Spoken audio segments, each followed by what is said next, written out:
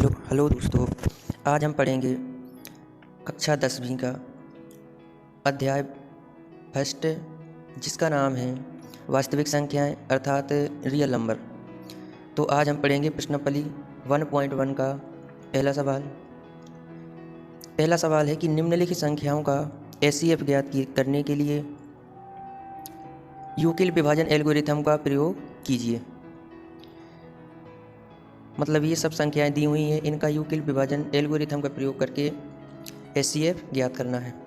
तो देखिए, यूक्लिड विभाजन एल्गोरिथम क्या होती है। यूक्लिड एल्गोरिथम एक प्रमेय है जो कुछ इस रूप की होती है। यूक्लिड विभाजन एल्गोरिथम यानी कि ए बराबर बी क्यू प्लस आर।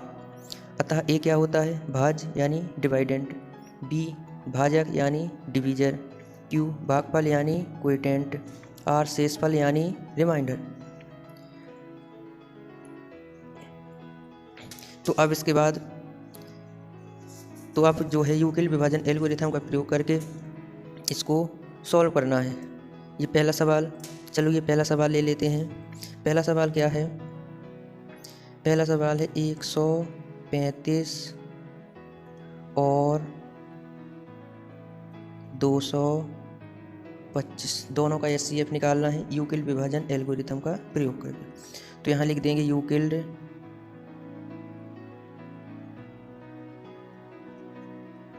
विभाजन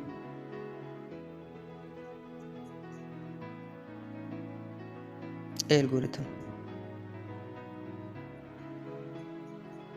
यूक्लिड विभाजन एल्गोरिथम क्या होती है, ए बराबर बी क्यू प्लस आर, यानी ए बराबर बी क्यू प्लस आर।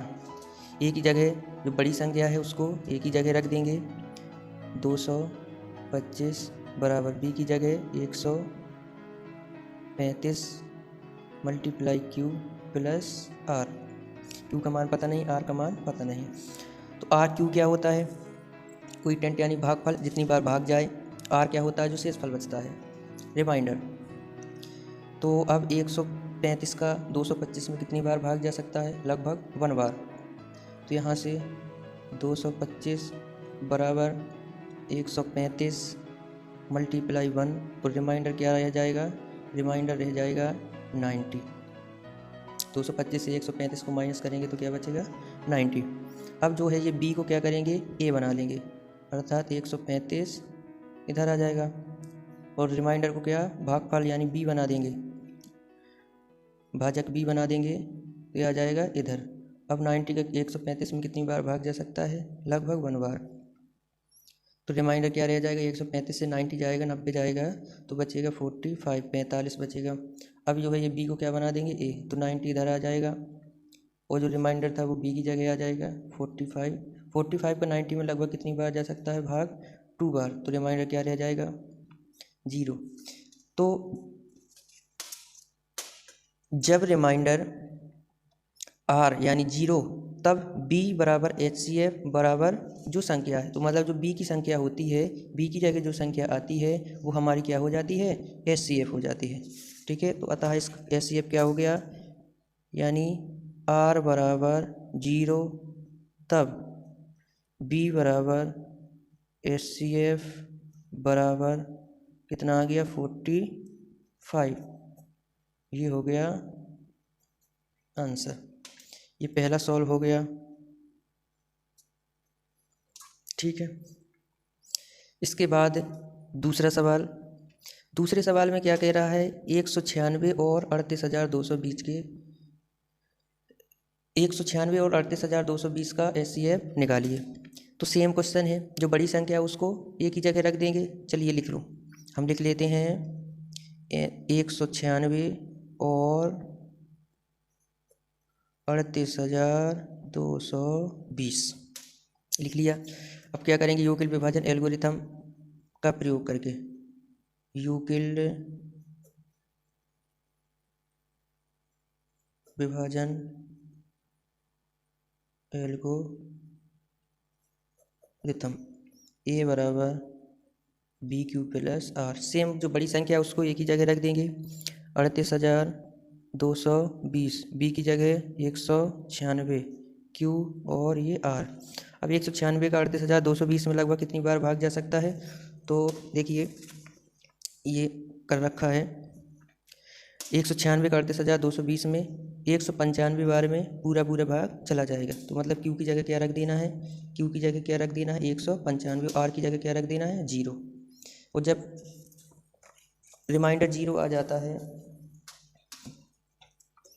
तो 38,220 बराबर 196 मल्टीप्लाई Q की जगह कितने रख देंगे?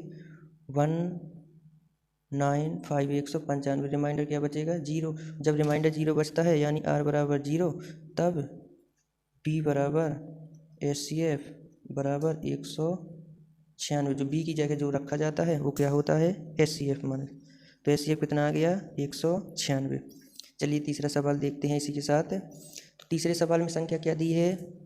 तीसरे सवाल में संख्या दी है कि 867 और 255, ये दोनों संख्याएं दी हैं। ठीक है, दोनों संख्याएं दी हैं, सेम कंडीशन लगानी है। यूक्लिड विभाजन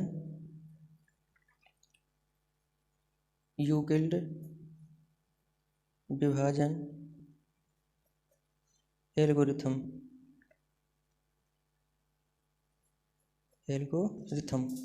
ए बराबर BQ प्लस R। ए बराबर BQ प्लस R। तो ए की जगह क्या रख देंगे? जो बड़ी संख्या है, बड़ी संख्या कौन सी? 867। तो 867 यहाँ आ जाएगा बराबर B की जगह छोटी संख्या आ जाएगी 255 इंटू Q प्लस R। अब 255 का 867 में लगभग कितनी बार भाग जा सकता है?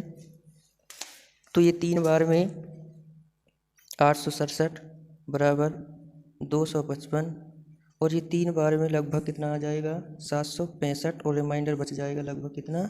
102। ठीक है, 102 लगभग रिमाइंडर बच जाएगा।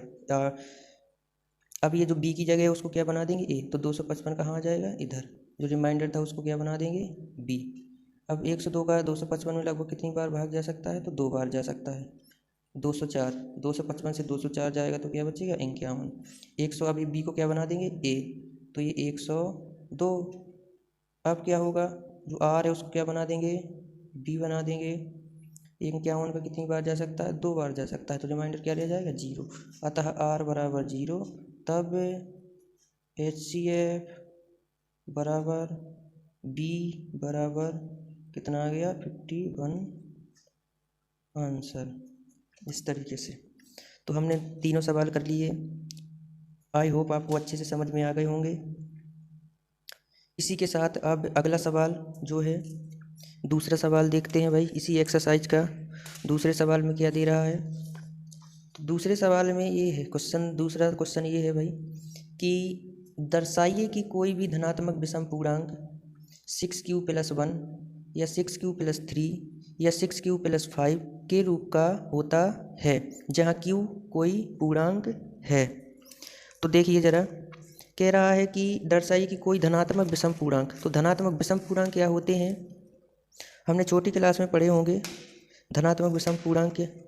धनात्मक विषम पूर्णांक होते हैं, सबसे पहले तो पूर्णांक क्या होते हैं? जैसे मान लो हमने ये नंबर लाइन बनाई, ये क्या बनाई? Number line.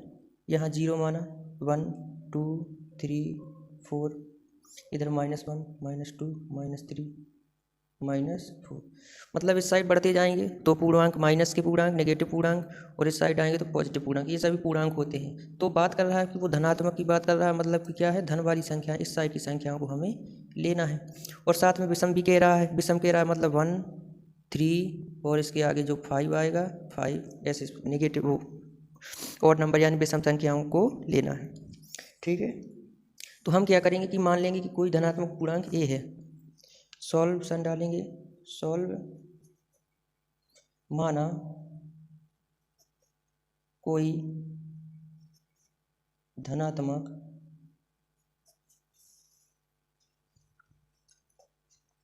पूर्णांक, कोई धनात्मक पूर्णांक मान लिया A है, तो B बराबर क्या हो जाएगा? B बराबर मान लिया 6। ठीक है, तो अतः या तब यूक्लिड विभाजन एल्गोरिथम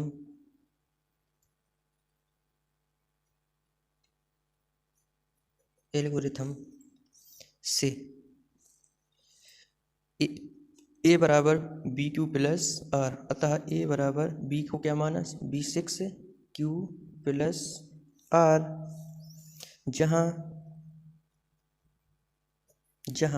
आर क्या हो सकता है, धनात्मक विषम पूर्णांक की वो बात कर रहा है, धनात्मक विषम पूर्णांक की बात कर रहा है, तो आर क्या हो सकता है 0 1 2 3 4 5, यहाँ पूरे मान ले लिए, ठीक है, यहाँ पूरे मान ले लिए ए 0 से 5 तक, तो आर इतने में से कोई हो सकता है, क्योंकि अब यहाँ कंडीशन क्या है कि आर जो है 0 से हमेशा बड़ा होना चाहिए, आर 0 से हमेशा बड़ा होना चाहिए और या बराबर होना चाहिए, और 5 6 से जो है छोटा होना चाहिए, 6 से छोटा होना चाहिए, ठीक है।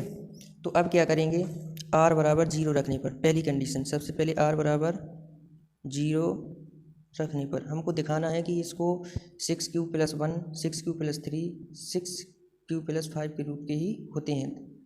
तो आर बराबर 0 रखेंगे इस वाली इक्वेशन में, इस इक्वेशन में आर बराबर 0 रखेंगे, ए बराबर तो क्या हो जाएगा 6 क्यू प्लस आर की जगह क्या रख देंगे 0, तो कंडीशन क्या बन गई, ए बराबर 6 Q.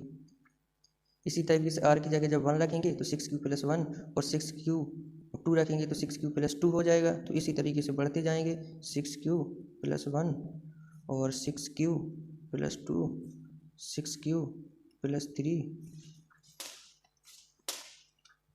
6 Q plus 4 6 Q plus 5 और 6 क्यू, बस इतना ही।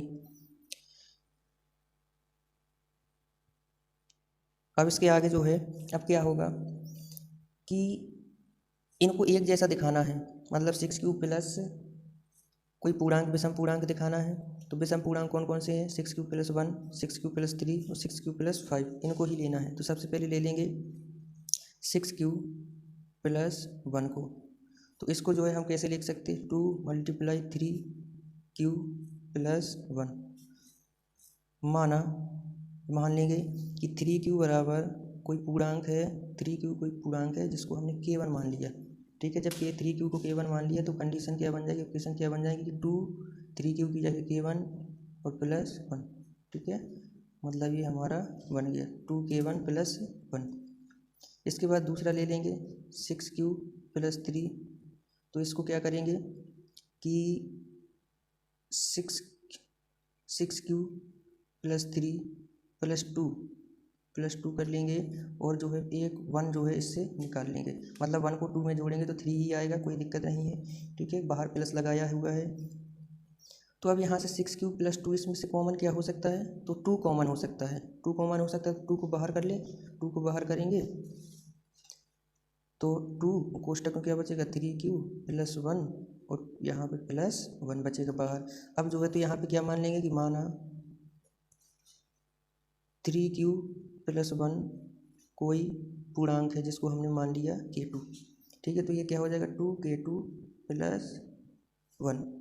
इसके बाद तीसरा ले लेंगे 6 क्यू प्लस 5, तो इसको कैसे लिख सकते हैं, सेम इसी को ऐसे कर लेना है 6 क्यू प्लस 4 प्लस 1, 1 को बाहर निकाल देना, इसमें से क्या कॉमन हो सकता है, इसमें से कॉमन हो सकता है 2 को कॉमन कर लेंगे तो क्या बचेगा 3 क्यू प्लस 2 प्लस 1। मान लेंगे कि माना 3 क्यू प्लस 2 बराबर K3, तो इतने की जगह K3 रख देंगे 2K3 प्लस 1। इसी तरीके से हमने सिद्ध कर दिया कि इनको जो है 6 क्यू प्लस 1 6 क्यू प्लस 3 और 6 क्यू प्लस 5 के रूप के ही होते हैं, ठीक है। इसी के साथ हमारा ये सवाल भी पूरा सॉल्व हो गया। चलिए दोस्तों, अब मिलेंगे पार्ट 2 में एक्सरसाइज 1.1 की। वीडियो पसंद आया हो तो लाइक शेयर कमेंट में ज़रूर बताएं कि और आपको कौन कौन से सवाल बताएं, कुछ कमी रह गई। चलिए धन्यवाद।